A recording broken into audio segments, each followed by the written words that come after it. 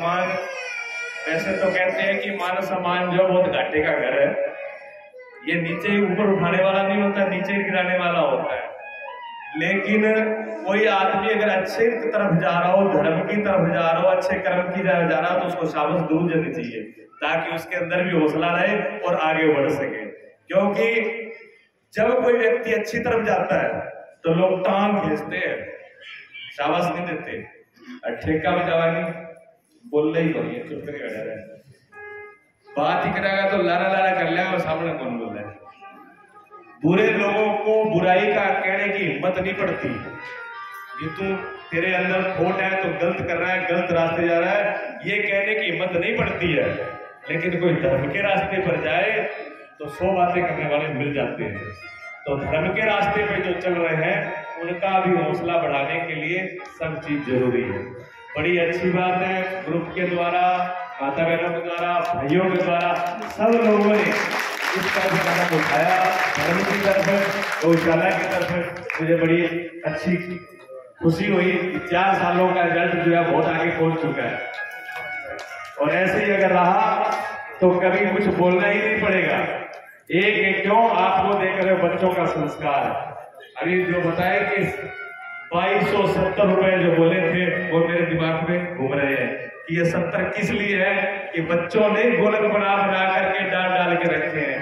बताओ, जिन बच्चों का ये संस्कार होगा उनके पैसे बोतल में नहीं जाएंगे, उनके पैसे धर्म में ही जाएंगे। और ये संस्कार आपके द्वारा आज दिया जा रहा है, इसका बहुत बड़ा बहुत बड़ा फल आने वाला है।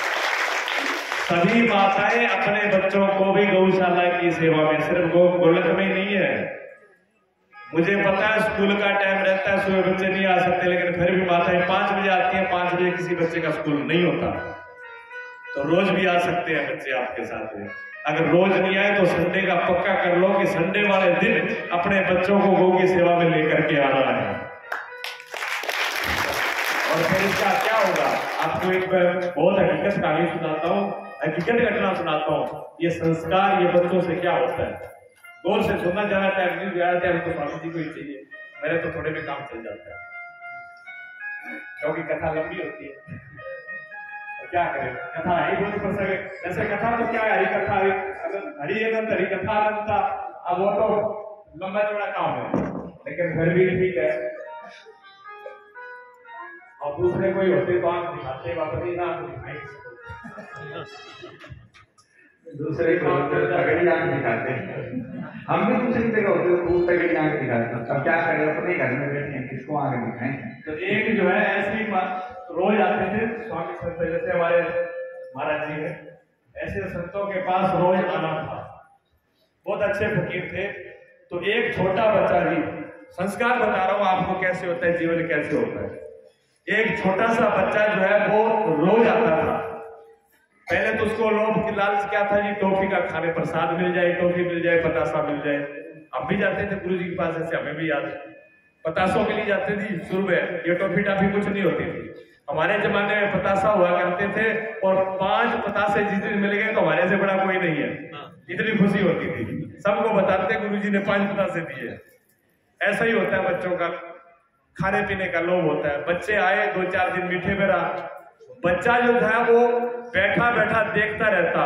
बड़े लोग आए, आकर के कैसे प्रणाम किया, प्रणाम करके घंटी बजाई, प्रसाद चढ़ाया, फूल चढ़ाया।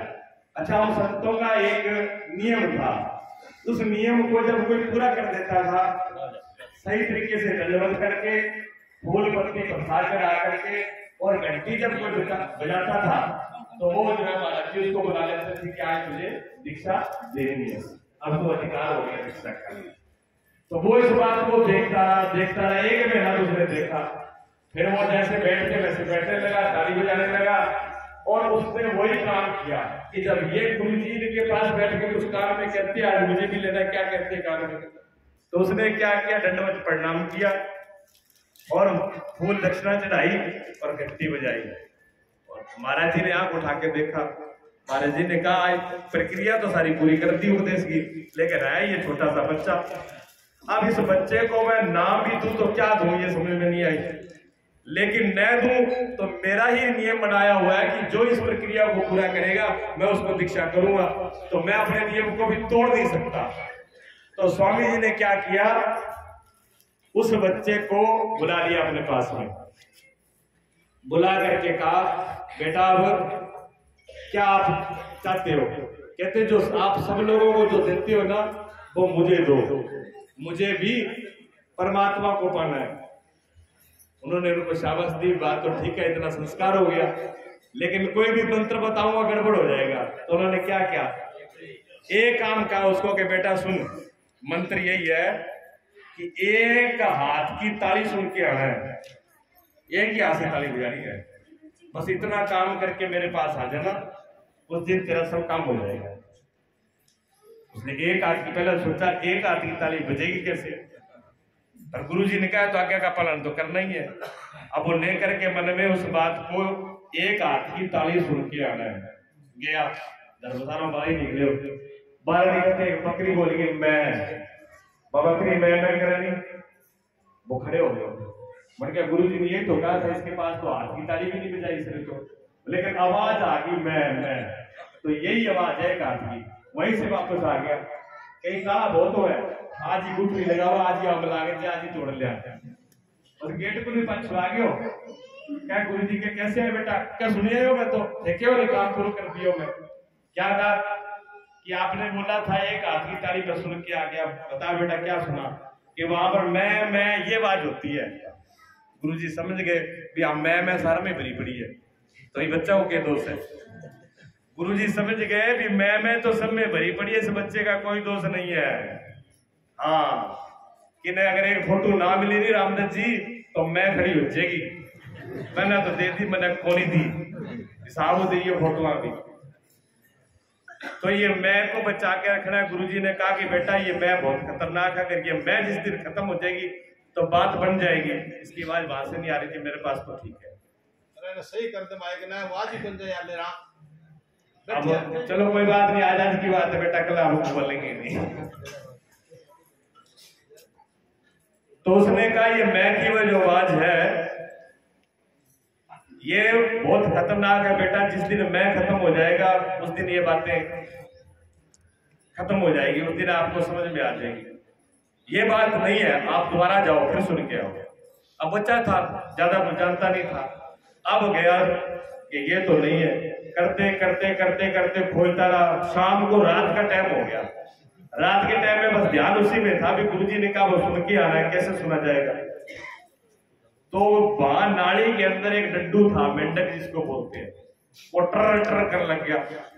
वो टर टर की आवाज सुनाई, मैंने रात में भाग पड़ा, रात में भाग पड़ा कि गुरुजी क्या बात है बेटा, क्या सुन लिया, मिल गए मुझे, क्या हुआ? क्या टर टर है ना, आई आवाज है ताली। गुरुजी ने कहा कुछ तो फर्क पड़ गया, मैं से कुछ टर टर पर तो आया, लेकिन अभी बात बनी नहीं बेटा। ये जो है डड्डू की आवाज है, मेंढक की आवाज है। मेंढक ने थोड़ा सा आइया लगा दी, थोड़ी सी आग डड्डू को लगा के देखियो खुल गई, क्या हो जाए वो, मेरा बराबर कोई नहीं।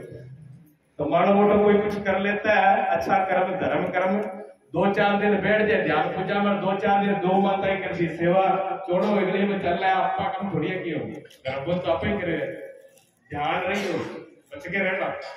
गुरु जी ने कहा ये भी नहीं है, ये है नहीं अभी, अब जाइए लौट करके। अब उसने कहा यहाँ तो केस पड़ेगी नहीं, कहाँ जाए? करते करते अब क्या कहते, जंगल में चला गया। जंगल में गया, जंगल में देखा पक्षियों की आवाज मृद मृद आके का। गुरु जी ने कहा नहीं, फिर बैठ गया कि झरने के पास जाकर के। जब झरने के पास जाकर के बैठा तो जो जल का आ रहा था, जल का जो प्रवाहित हो रहा था वो भी उस जल की आवाज सुन करके आया। जब जल की आवाज सुन के आया तो वो कहा कि गुरुजी ये आवाज है, इतनी बेटा ये भी आवाज नहीं है।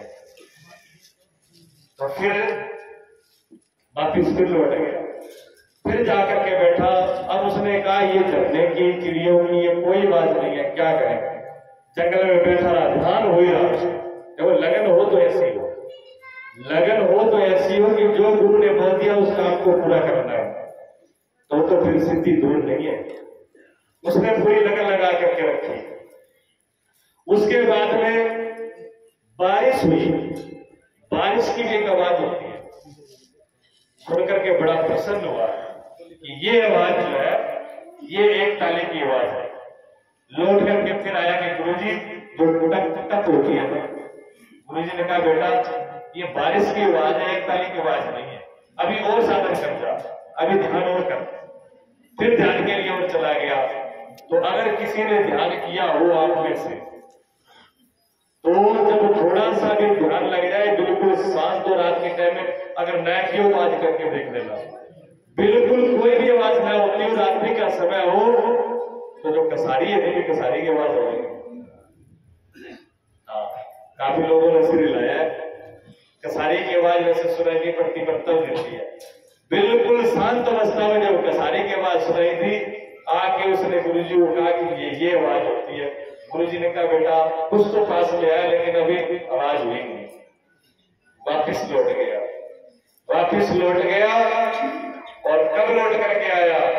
6 महीने बाद। 6 महीने बाद आकर के गुरुजी को लंबी दंडवत करी और बैठ गया। गुरुजी ने मुस्कुरा करके देखा कि ये बेटा अब बता क्या आवाज है। गुरुजी भी समझ गए कि गुरुजी अब तो आवाज सारी गायब होगी, बिल्कुल मौन अवस्था आ गई। अब मैं मन की आवाज नहीं, ना दिमाग की आवाज नहीं, ना बाहर की आवाज नहीं, अब मैं मुसारों की गेहूं, अब तो आनंद ही आनंद है। ये आवाज जो है एक ताली की, आप कहते हो ना एक ताली की, एक हाथ से ताली नहीं बजती, बजती है। सूफी फकीरों ने कहा, महात्माओं ने कहा एक हाथ से भी ताली बजती है, लेकिन उसकी आवाज कोई गुरु का लाल सुन पाता है।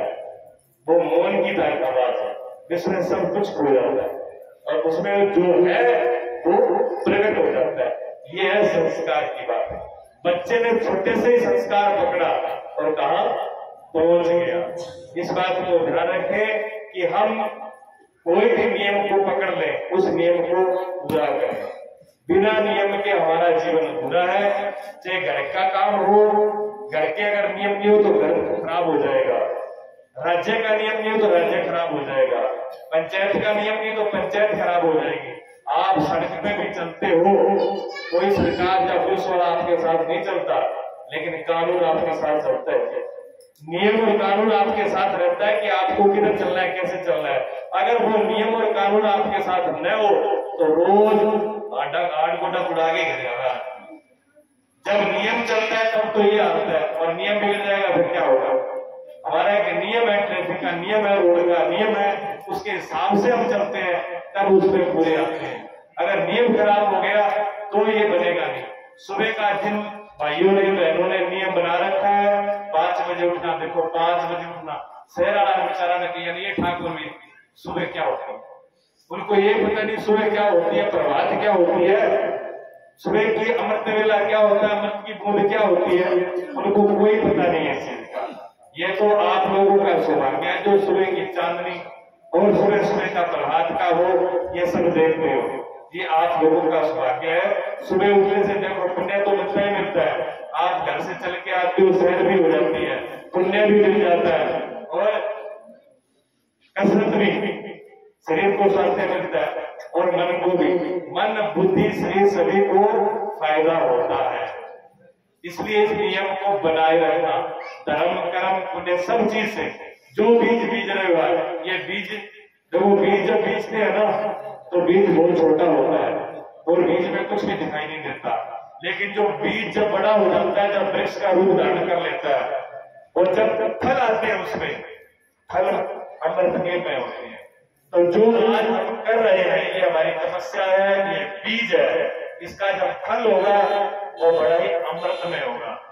हमारा जीवन अमृतमय हो जाएगा, हमारा समय भी अमृतमय हो जाएगा, और आने वाली पीढ़ी के लिए माँ बेटे गौ भी माता है और माँ भी वो है। बच्चा पैदा कर देना से माँ नहीं बनती, बच्चे पैदा कर देने से माँ नहीं बनती है, देख लेना। चलो जी कोई बात नहीं। अब मैं वैसे ही बंद करने वाला था, कोई बात नहीं, सही है। कोई बात नहीं। तो बच्चे पैदा कर देने से माँ नहीं बनती है। बच्चे तो सभी पैदा करते हैं, जीव पक्षी सब करते हैं, बना रहे हैं, सब पैदा करते हैं, लेकिन वो उनके अंदर ममता माँ नहीं होती, वो ममता जरूर। जो मातृत्व होता है, मातृत्व का तो 1-2 मिनट का ही काम है बस। माँ तो सभी होती है और माँ में सभी में ममता होती है। चाहे कुत्ते का, बिल्ले का, किसी का बच्चा हो, बिना ममता के तो वो भी नहीं पकता। लेकिन जिसको मातृत्व कहते हैं वो जन्म देने से नहीं होता है। वो क्या देने से होता है? इस शरीर का जन्म सभी दे देते हैं जो अपनी आत्मा को जन्म दे दे, जो संस्कार दे दे, जो भक्ति दे दे, जो ज्ञान दे दे, जो इस जीवन में वो जीना सिखा दे, माँ वो होती है। इसलिए एक अर्थ में गुरु को भी माँ करता है। और वो गौ माता, इसलिए गौ माता को मानी का माँ, गौ माता हमें ये सब चीज सिखाती है और हमारे जीवन को शुद्ध कर देती है। गौ माता आत्मज्ञान करवा देती है। इतना बड़ा, इसकी उपनिषदों में बहुत बड़ी कहानियां भी है, हकीकत शास्त्रों में लिखी हुई है। अभी तो टाइम कम है, नहीं तो आपको प्रमाण से बता देते हैं। इतना बड़ा बल रखती है। और ऐसे भी ये माताएं बैठी हैं, पिता और माँ एक ही बात है। जो पिता अपने बच्चे को आत्मज्ञान तक लेके जाए और जो माँ अपने बच्चों को संस्कारित करके और यहाँ तक लेके जाए, तो उसके 7 पीढ़ी आगे की और 7 पीढ़ी पीछे का उद्धार हो जाता है। सारे गुरु हो जाता है कि ये शास्त्रों का प्रमाण है। एक घर में अगर ऐसा पीर पैदा हो जाए, ऐसा भक्त, ऐसा साधु, ऐसा सन्यासी, एक घर में सेवादार पैदा हो जाए, तो 21 पीढ़ियों का उद्धार होता है। बोलिए श्री गुरुदेव भगवान।